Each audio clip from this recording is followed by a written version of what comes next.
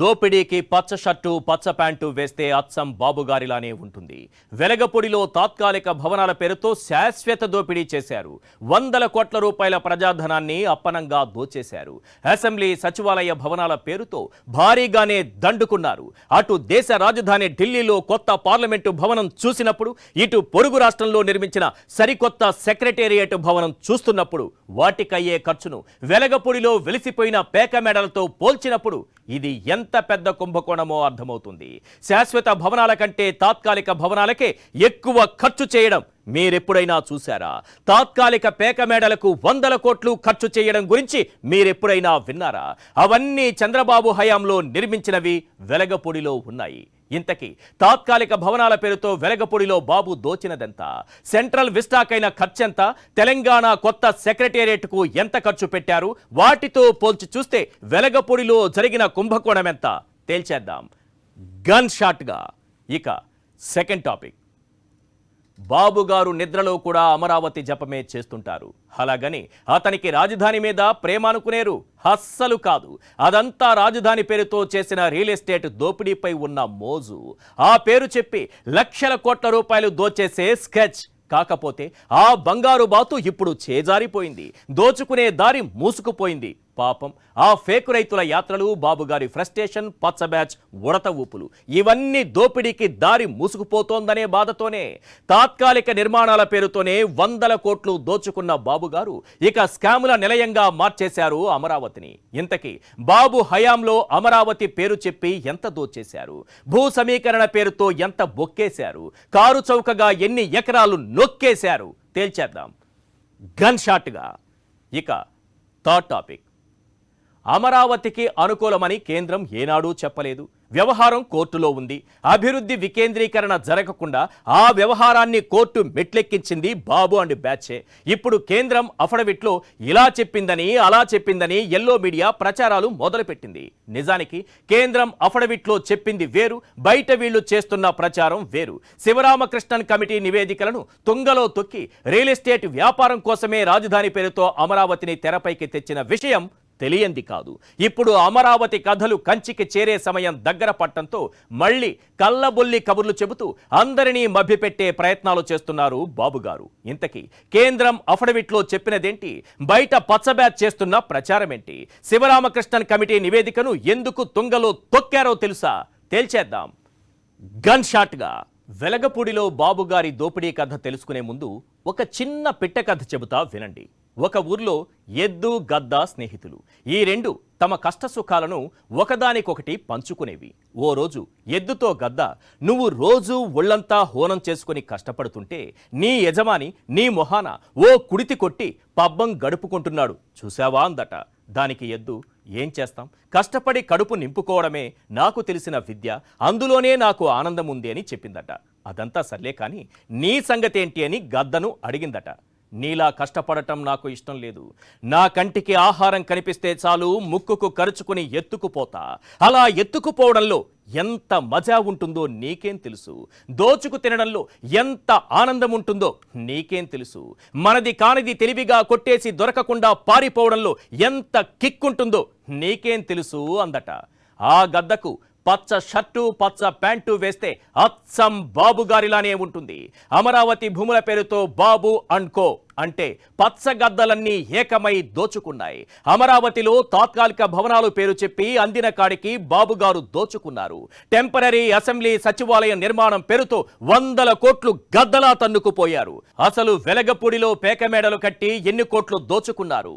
Central vista Telangana సచివాలయ భవనాలకైన ఖర్చెంత? వెలగపూడిలో వెలిసిపోయిన డొక్కు బిల్డింగులు చెబుతున్నటువంటి దోపిడీ కథలేంటి? నీళ్లన్నీ ఒక చోట చేరితే అది సముద్రం అవుతుంది. చెట్లన్నీ ఒక చోట పెరిగితే అది అడవవుతుంది. బంధువులంతా ఓ చోట చేరితే అది పండుగ అవుతుంది. అదే దొంగలంతా ఓ చోట చేరితే అది తెలుగుదేశం పార్టీ అవుతుంది. టీడీపీని తెలుగు దొంగల పార్టీ అని ఊరికే అనలేదు బాస్. అసలు చంద్రబాబు గారి గురించి 2 మాటల్లో చెప్పాలంటే కుట్ర రాజకీయం ఆయన వృత్తి, దొరకకుండా దోచుకోవడం ఆయన ప్రవృత్తి. మూడో కంటికి తెలియకుండా, పక్కనున్న వాడికి చిన్న డౌట్ కూడా రాకుండా 100 కోట్లు దోచేయడంలో గొప్ప చోర కళాకారుడు మన చంద్రబాబు గారు. పేక మేడలతోనే 100 కోట్లు మాయం చేశారటే ఇక అమరావతి గ్రాఫిక్స్ పేరుతో ఇంకెన్ని వేల కోట్లు దోచేసేవారు తలుచుకుంటేనే భయమేస్తోంది. చంద్రబాబు హయాంలో దాదాపుగా 1000 కోట్లతో వెలగపూడిలో నిర్మించిన తాత్కాలిక భవనాలు పేక మేడల కంటే దారుణం. అప్పట్లో వీటిని అద్భుత నిర్మాణాలు అంటూ పచ్చ బ్యాచ్ డప్పు కొట్టుకుంది. చిన్నపాటి వర్షానికే అసెంబ్లీ సగం మునకేసింది. ప్రతిపక్ష నేతగా ఉన్న జగన్ ఛాంబర్ సహా నేతలందరి ఛాంబర్లు వర్షపు నీటిలో తేలియాడాయి. సార్ చంద్రబాబు గారు, ప్రపంచ స్థాయి నిర్మాణాలంటే ఓసారి ఢిల్లీలో నిర్మిస్తున్న కొత్త పార్లమెంటు భవనం సెంట్రల్ విస్టాను చూడండి సార్. అంత ఓపిక లేకపోతే హైదరాబాద్ లో నిర్మించిన కొత్త సెక్రటేరియట్ భవనం చూడండి సార్. అవి ప్రపంచ స్థాయి నిర్మాణాలంటే. ఇందులో మరో మ్యాజిక్ ఏంటంటే మీరు వెలగపూడిలో వెలగబెట్టిన తాత్కాలిక నిర్మాణాలకైన ఖర్చు కంటే సెంట్రల్ విస్టా తెలంగాణ సచివాలయ నిర్మాణాలకైన ఖర్చు తక్కువ sir. Dear yellow batch, note this point. ఇప్పుడు చెప్పండి, టెంపరరీ భవనాల పేరుతో కన్నింగ్ బాబు దోచుకున్నదెంతో? తక్కువ ఖర్చుతో నిర్మించిన సెంట్రల్ విస్టా తెలంగాణ సెక్రటేరియట్ భవనాలను చూసి వెలగపూడి భవనాలు సిగ్గుతో తలదించుకుంటున్నాయి. బాబు గారు, భూముల్లో దోపిడీ చాలలేదా? నిర్మాణాలలోనూ దోచేశావని అక్కడి ప్రతి ఇటుక ప్రశ్నిస్తోంది. బాబు గారు, సమాధానం మీరు చెప్పినా సరే, ఎల్లో తాతయ్యతో చెప్పించినా సరే. టెంపరరీ పేరుతో చంద్రబాబు చేసిన పర్మనెంట్ దోపిడీలు వెలుగు చూస్తున్న వేళ కొన్ని ప్రశ్నలు వినిపిస్తున్నాయి. అవేంటో ఒక్కసారి మనం స్క్రీన్ పైన చూద్దాం. తాత్కాలిక భవనాల పేరుతో వెలగపూడిలో బాబు దోచినది ఎంత? సెంట్రల్ విస్టా తెలంగాణ సెక్రటేరియట్ కు అయినటువంటి ఖర్చెంత? టెంపరరీ బిల్డింగ్స్ పేరుతో చంద్రబాబు పర్మనెంట్ దోపిడీ చేశారా? 1000 కోట్ల రూపాయలతో పేక మేడలు కట్టారా? చంద్రబాబు దోపిడీలు ఒక్కొక్కటిగా బయటపడుతున్న వేళ వినిపిస్తున్నటువంటి ప్రశ్నలివే. ముందుగా కొత్త పార్లమెంటు భవనం సెంట్రల్ విస్టా గురించి మాట్లాడుకుందాం. కేంద్ర ప్రభుత్వం ఎంతో ప్రతిష్టాత్మకంగా నిర్మిస్తున్న నూతన పార్లమెంటు భవనం నిర్మాణం దాదాపు పూర్తి కావచ్చింది. మార్చిలో అధికారికంగా ప్రారంభం కాబోతోంది. ఈ భవనం 65,000 చదరపు మీటర్ల విస్తీర్ణంలో నిర్మించారు. స్టేట్ ఆఫ్ ద ఆర్ట్ నిర్మాణ శైలికి, అత్యాధునిక సాంకేతికతకు అద్దం పట్టేలా నూతన పార్లమెంటు భవనం ఉంది. లోక్సభ, రాజ్యసభకు విశాలమైన హాళ్లు, ముఖ్య నేతలకు అన్ని సౌకర్యాలతో కూడిన ఛాంబర్లు, కొన్ని కమిటీలకు గదులు, లైబ్రరీలు, భారీ పార్కింగ్ స్థలంతో నూతన పార్లమెంటు భవనం తుది మెరుగులు దిద్దుకుంటోంది. లోటస్ థీమ్, జాతీయ పుష్పంపై రూపొందించిన రాజ్యసభ హాల్ గరిష్టంగా 384 సీట్ల సామర్థ్యాన్ని కలిగి ఉంటుంది. అత్యాధునిక కమ్యూనికేషన్ టెక్నాలజీతో కొత్త పార్లమెంటు భవనంలోని కార్యాలయాలు ఏర్పాటు చేశారు. జాతీయ వృక్షం, మర్రి చెట్టు ఆకారంలో సెంట్రల్ లాంజ్ కొత్త పార్లమెంటు భవనంలోని ఓపెన్ కోర్ట్యార్డ్ అత్యద్భుతంగా కనిపిస్తోంది. ఒక్కసారి ఆ దృశ్యాలన్నీ స్క్రీన్ పైన చూద్దాం.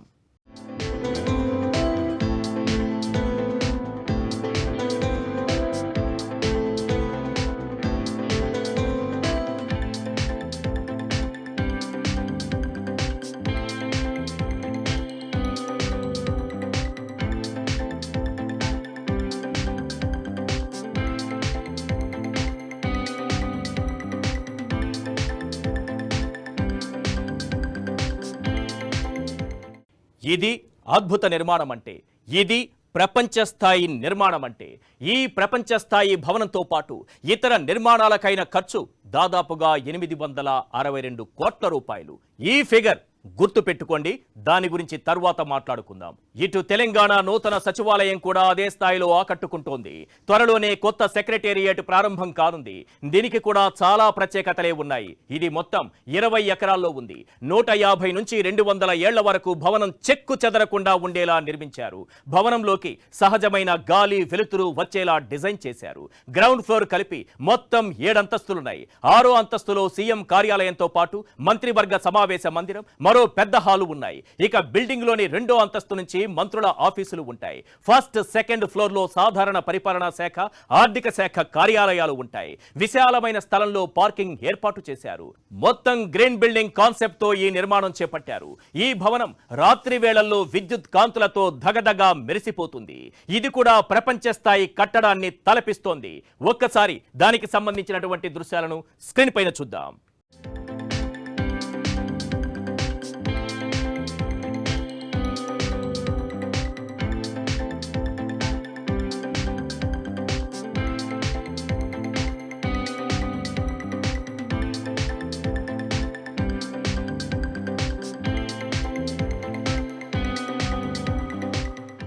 ఇది తెలంగాణ కొత్త సెక్రటేరియట్. అద్భుతమైనటువంటి నిర్మాణం.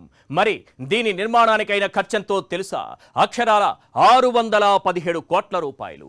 అసలు వెలగపూడిలోని చంద్రబాబు హయాంలో నిర్మించిన తాత్కాలిక కట్టడాలకు ఢిల్లీ సెంట్రల్ విస్టా, తెలంగాణలో నూతన సచివాలయానికి లింక్ ఏంటి బాసు అని క్వశ్చన్ మార్క్ ఫేసులు పెట్టకండి.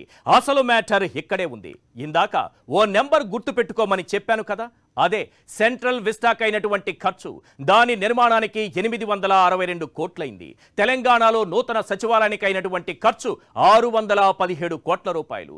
మరి వెలగపూడిలో వెలిసిపోయిన తాత్కాలిక పేకమేడలకు అయిన ఖర్చు ఎంతో తెలుసా?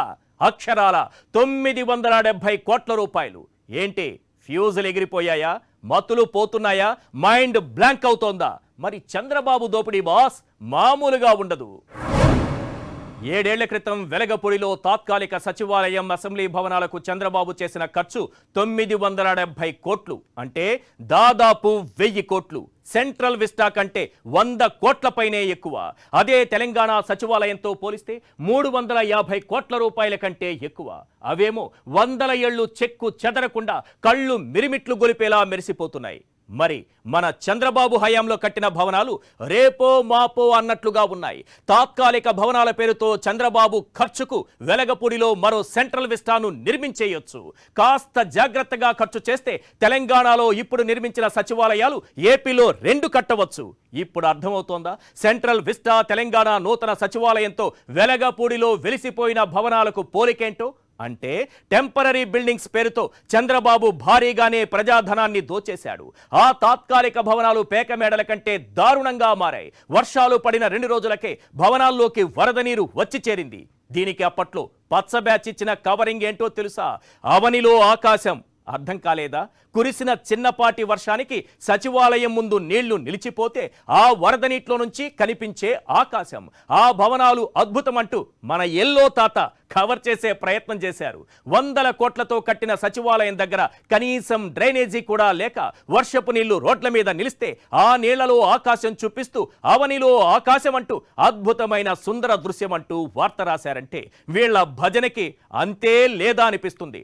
అప్పట్లో ఎల్లో మీడియా ఎదవ ఎలివేషన్స్ ఆ రేంజ్లో ఉండేవి. మరి ఇదొక్కటే కాదు, అప్పట్లో ప్రతిపక్ష నేతగా ఉన్న జగన్ ఛాంబర్లోకి కూడా నీళ్లొచ్చాయి. తాత్కాలిక భవనాలు ఒక్క వర్షానికే అతలాకుతలం కావడంతో చంద్రబాబు ప్రభుత్వం నవ్వుల పాలైంది.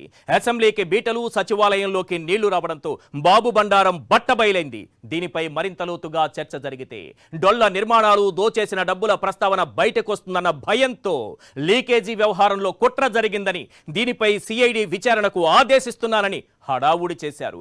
అలా టాపిక్ను పక్కదారి పట్టించారు. టెంపరరీ పేరుతో పర్మనెంట్ గా 100 కోట్ల రూపాయలు ఆ విధంగా బాబుగారు దోచుకుపోయారు. బాబుగారి అవినీతిలో ఇది మచ్చుకు ఒక్క ఉదాహరణ మాత్రమే.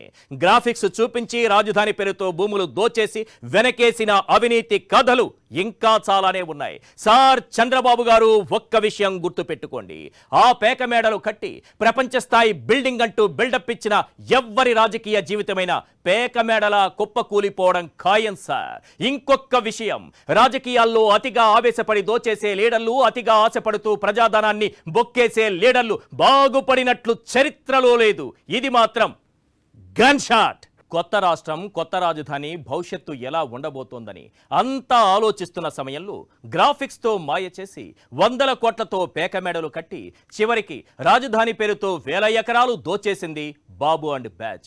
అమరావతి కథలు ఎంత ఫేమస్, అమరావతి పేరుతో చంద్రబాబు చెప్పిన కథలు, చేసిన కుంభకోణాలు అంతకంటే ఫేమస్ అయ్యాయి. బాబు బినామీలే భూరాబందులుగా మారి అంతా దోచుకున్నారు. కంచే చేను మేసిందన్నట్లుగా పదవుల్లో ఉన్నవారే అడ్డంగా ప్రజాధనాన్ని దోచుకున్నారు. నిజానికి ఇదంతా పాత కథే కావచ్చు, కానీ మరోసారి అమరావతి పేరు తెరపైకొచ్చిన తరుణంలో పాత కుంభకోణాలపై మళ్లీ చర్చ జరుగుతోంది.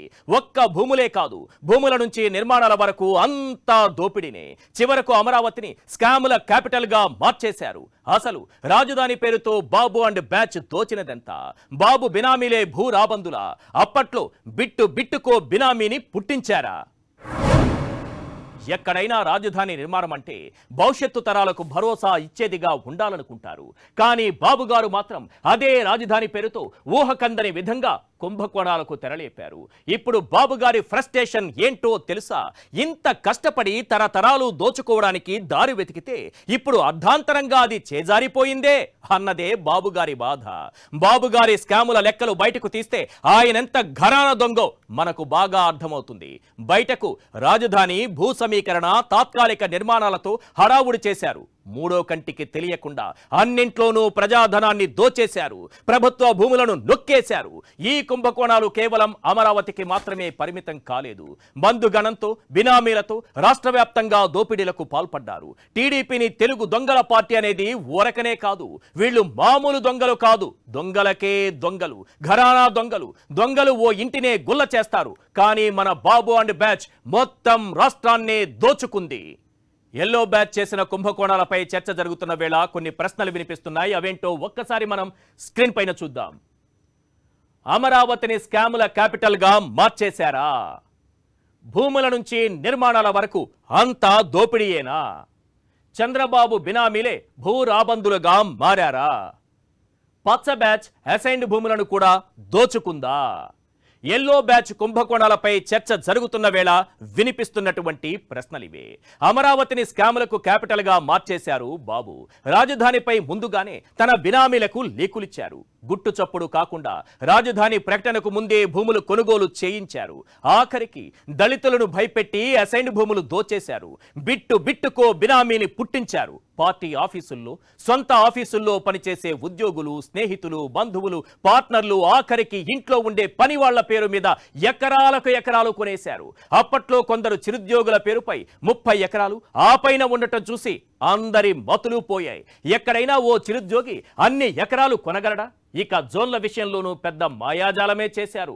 ఏ జోన్ ఎక్కడ రావాలో వాళ్లే నిర్ణయించారు. బినామీల భూములను కమర్షియల్, డెవలప్మెంట్ జోన్లలో ఉంచి పేద రైతుల భూములను గ్రీన్ జోన్లలో పడేశారు. వారి భూములేమో ఎకరం 4 కోట్లు పలికితే రైతుల భూములు మాత్రం ఎకరా 20 లక్షలు కూడా పలకలేదు. బాబు, చిన్నబాబు మొదలుకొని అప్పటి కేబినెట్ లో మంత్రులుగా ఉన్న నారాయణ, ఇతర నేతలు వేలు, వందల ఎకరాల్లో భూములు కొనుగోలు చేశారు. అతి తక్కువ ధరకు భూములు సొంతం చేసుకున్నారు. ఇలా చూస్తే 25,000 ఎకరాలకు పైనే దోచేశారు. అంతా చంద్రబాబు అనుకున్నట్లే జరిగితే ఈ పాటికి ఆ భూముల ధరలు ఓ రేంజ్ లో ఉండేవి. 1000 కోట్లు దోచేసేవారు. అలా జరగలేదు. బాబు అండ్ బ్యాచ్ ఫ్రస్ట్రేషన్ కు అదే ప్రధాన కారణం. ఆఖరికి అసైన్డ్ భూములను కూడా వదల్లేదు. ప్రభుత్వ పోరంబోకు భూములను కూడా టీడీపీ నేతలే భూ సమీకరణ కింద ఇచ్చినట్లు రికార్డుల్లో ఉంచారు. ఈ కుట్రంతా 2014 జూన్ నుంచి 2015 డిసెంబర్లోగా పూర్తి చేశారు. ఆ తర్వాత తాపేగా అసైన్డ్ భూములకు కూడా పరిహారం చెల్లిస్తామంటూ 2016 ఫిబ్రవరి 17న గత సర్కార్ జీవో 41 జారీ చేసింది. ఇలా టీడీపీ పెద్దలు ఏకంగా 964 ఎకరాలకు పైగా అసైన్డ్ భూములను అప్పనంగా దోచుకున్నారు. నాటి సీఎం చంద్రబాబు అధికారికంగా వెల్లడించిన ప్రకారమే అభివృద్ధి చేసిన తరువాత అమరావతిలో భూముల విలువ ఎకరా కనీసం 4 కోట్లు. అంటే వారు సొంతం చేసుకున్న అసైన్డ్ భూముల విలువ ఏకంగా 4,000 కోట్లు. బడుగు బలహీన వర్గాలకు చెందిన రైతులను భయాందోళనలకు గురిచేసి అసైన్డ్ భూములు, ప్రభుత్వ పోరంబోకు భూములను కాజేశారు. అసైన్డ్ భూములకు ఎలాంటి పరిహారం రాదంటూ రెవెన్యూ, సిఆర్డీఏ అధికారుల ద్వారా బెదిరించి కారు చౌకగా కొట్టేశారు. బాబు అండ్ బ్యాచ్ దోపిడీ ఆ రేంజ్ లో నడిచింది. రెవెన్యూ రికార్డులు, అసైన్డ్ భూముల హక్కుదారుల జాబితాలో ఉన్న రైతుల పేర్లకు సిఆర్డీఏకు భూములిచ్చిన వారుగా పేర్కొన్న జాబితా జాబితాలోని పేర్లకు ఎక్కడా పొంతనే కుదరలేదు. ఆ స్థానంలో టీడీపీ పెద్దల బినామీలు సన్నిహితుల పేర్లు కనిపించాయి. ఆ విధంగా ఈ భాగోతం బట్టబయలైంది. మరోవైపు అప్పటికే రాజధాని ఎక్కడ వస్తుందో వారికి ముందే తెలుసు కాబట్టి చంద్రబాబు టీడీపీ నేతలు అమరావతిలో భూ సమీకరణ పరిధికి అవతల వేలాది ఎకరాలను బినామీల పేరిట కొనుగోలు చేశారు. వాటి విలువ కొన్ని లక్షల కోట్ల రూపాయలుంటుంది. అప్పట్లో బినామీలు దొరకకపోతే ఏకంగా 797 మంది తెల్ల రేషన్ కార్డుదారుల పేరుతో వేల ఎకరాలు కొనుగోలు చేశారు టీడీపీ పెద్దలు. కటిక పేదలు ఒక్కసారిగా ఇన్ని వందలు వేల ఎకరాలు కొనుగోలు చేయటంతో అందరికీ సందేహం పెరిగింది. కనీసం పాన్ కార్డు లేదు, ఆదాయ పన్ను చెల్లించే స్థాయి కాదు, కనీసం అవేంటో కూడా వాళ్లకు తెలియవు. అయినా వాళ్ల పేరుతో దోపిడీ చేసేశారు. అప్పట్లో ఈ దోపిడీపై సిఐడి దర్యాప్తు కూడా చేసింది. ఇలా చెప్పుకుంటూ పోతే ఒకటా రెండా అమరావతి కుంభకోణం కథలకు అంతే ఉండదు. అప్పుడు బినామీల పేర్లతో కొనుగోలు చేసిన వందల వేల ఎకరాలు ఇప్పుడు ఏం చెయ్యాలో తెలియని పరిస్థితి. ఎలాగోలా అమరావతిని ఏకైక రాజధానిగా చేయగలిగితే అప్పుడు వాటికి ధరలు పెరుగుతాయి. పదే పదే అమరావతి జపం చేయటానికి ఇంతకన్నా వేరే కారణం ఏమీ లేదు. ఏదేమైనా రాజధానిలో కుంభకోణాలు జరగడం వేరు, కానీ కుంభకోణాలకు ఓ ప్రాంతాన్ని రాజధానిగా మార్చడం వేరు. బహుశా ఈ దేశ చరిత్రలో రాజధాని పేరుతో లక్షల కోట్ల కుంభకోణానికి పాల్పడిన ఏకైక పొలిటికల్ క్రిమినల్ చంద్రబాబు మాత్రమే. ఇది మాత్రం గన్ షాట్. కొన్ని దశాబ్దాల క్రితం పదే పదే అబద్ధాలను చెబుతూ వాటిని నిజమని నమ్మించడంలో ఆరితేరిన వాడు గోబెల్స్. ఎంతలా అంటే ఒక నియంతను అవతార పురుషుడని ప్రజలను నమ్మించేంతలా గోబెల్స్ అబద్ధాలు చెప్పాడు. అది నిజమని అక్కడి ప్రజలను నమ్మించడంలోనూ సక్సెస్ అయ్యాడు. అందుకే పదే పదే అబద్ధాలను చెప్పి అవే నిజమని నమ్మించే ప్రయత్నం చేసేటప్పుడు గోబెల్స్ అనే పదాన్ని వాడుతారు. ఇప్పుడు అదే గోబెల్స్ చంద్రబాబు రూపంలో మళ్లీ పుట్టాడు. ఒక పచ్చి అబద్ధాన్ని నిజమని ప్రజలను నమ్మించే ప్రయత్నం చేస్తున్నాడు. అమరావతిపై మొదటి నుంచి కాకమ్మ కథలు చెబుతూనే ఉన్నారు. ఇప్పుడు ఆ అమరావతి కథ కంచికి చేరే సమయం దగ్గర పడటంతో ఆ ఫ్రస్ట్రేషన్లో మరిన్ని అబద్ధాలను ప్రచారం చేస్తున్నారు. కేంద్రం సుప్రీంకోర్టుకు సమర్పించిన అఫిడవిట్ మొదలుకుని శివరామకృష్ణన్ కమిటీ నివేదిక వరకు ప్రతి దానికి మసిపూసి మారేడుకాయ చేసి ఒక అబద్ధాన్ని అందంగా ముస్తాబు చేసి ప్రజల ముందు పెడుతున్నారు. అసలు క్యాపిటల్ ఏర్పాటు విచక్షణాధికారం రాష్ట్రానిదే కదా. గతంలో కేంద్రం హైకోర్టుకి ఇచ్చిన అఫిడవిట్లోనూ అదే ఉంది కదా. గతంలో చంద్రబాబు చేసింది అదే కదా. మరెందుకు కాలుగాలిన పిల్లుల్లా ఎల్లో బ్యాచ్ గంతులేస్తోంది? సార్ చంద్రబాబు గారు, అప్పట్లో మెజారిటీ ప్రజలు అమరావతిని రాజధానిగా ఒప్పుకున్నారా? అప్పట్లో అమరావతి రాజధానిగా పెడతామంటే జగన్ ఒప్పుకున్నారా? శివరామకృష్ణన్ కమిటీ చెప్పినట్టుగా అమరావతిని రాజధానిగా చేశావా? ఇప్పుడు రాజధాని పంచాయతీలోకి పదే పదే కేంద్రాన్ని లాగుతున్నావే, మరప్పుడు కేంద్రాన్ని సంప్రదించే నిర్ణయం తీసుకున్నావా? గోబెల్స్ రెండో జన్మ నువ్వేనని అందరికీ తెలుసు, కానీ ఇంతటి రాజకీయ విధ్వంసాన్ని సృష్టిస్తావని మాత్రం ఎవ్వరూ ఊహించలేకపోయారు.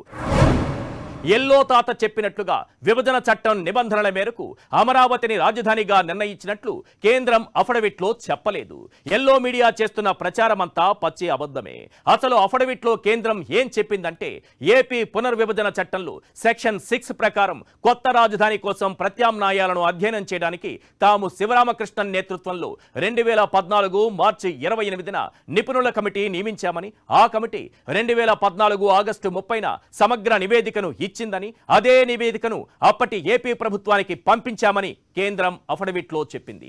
అయితే ఆ నివేదికను అప్పటి ఏపీ ప్రభుత్వం బుట్టదాఖలు చేస్తూ 2015 ఏప్రిల్ 23న అమరావతి పేరుతో కొత్త రాజధాని ఏర్పాటు చేస్తూ ఉత్తర్వులు జారీ చేసినట్లు తెలిపింది. ఇక విభజన చట్టంలో సెక్షన్ 94 ప్రకారం కొత్త రాజధానిలో రాజ్భవన్, అసెంబ్లీ, శాసన మండలి, సచివాలయం, హైకోర్టు భవనాల నిర్మాణం, మౌలిక సదుపాయాల కల్పనకు కేంద్రం ఆర్థిక సహకారం అందించాలి. ఆ మేరకు 2500 కోట్లు విడుదల చేసినట్లు కేంద్రం అఫిడవిట్లో చెప్పుకొచ్చింది.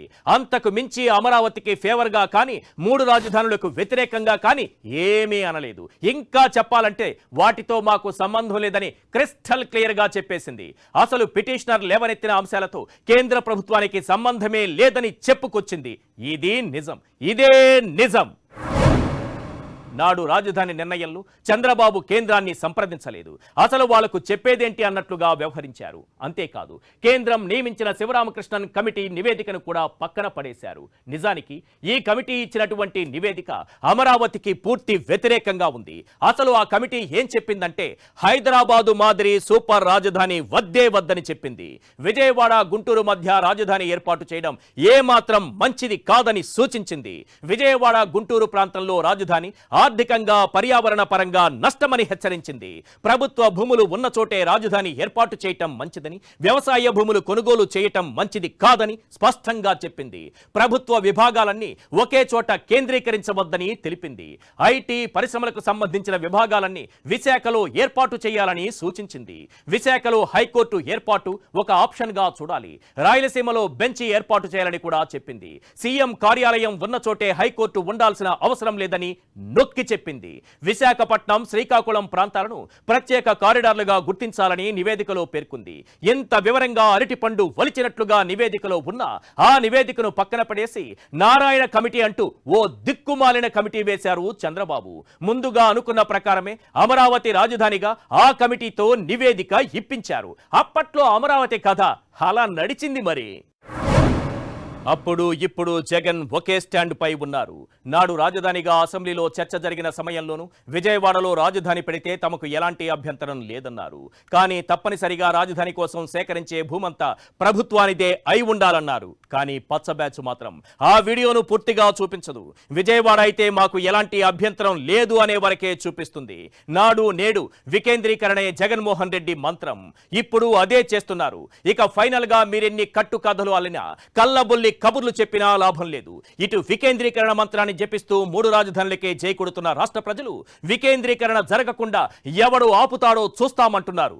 ఒక్కటి మాత్రం నిజం, నిజం నిద్రలేచేలోపు అబద్ధం ముల్లోకాలు తిరిగి రావచ్చు. కానీ నిజం నిలకడ మీద తెలుస్తుంది. నిజాయితీగా కాలర్ ఎగరేస్తుంది. అప్పుడు ఈ అబద్ధాలన్నీ దూది పింజల్లా ఎగిరిపోతాయి. ఇది మాత్రం గన్ షాట్.